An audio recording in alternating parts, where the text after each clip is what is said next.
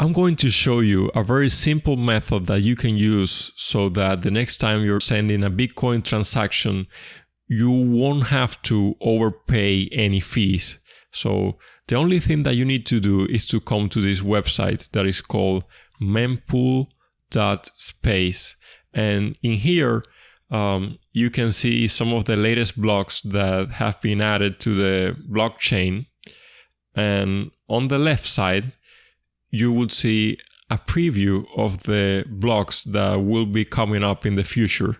So this one should be coming in 10 minutes, this one in 20 minutes, and so on.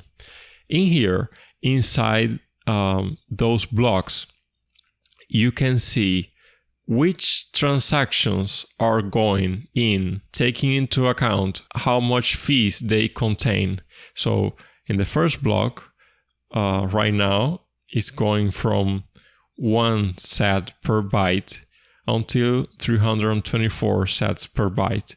And then the other ones, just 1 sat per byte. So if you wanted to send a transaction right now and you want it to be included in the next block, you would only need to pay at least 2 sats per byte. If you want, you could do a little bit more just in case, but that's it.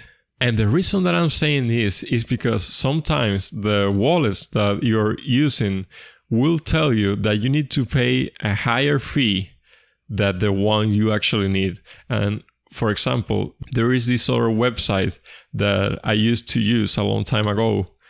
And if you can see here, I'm just going to refresh.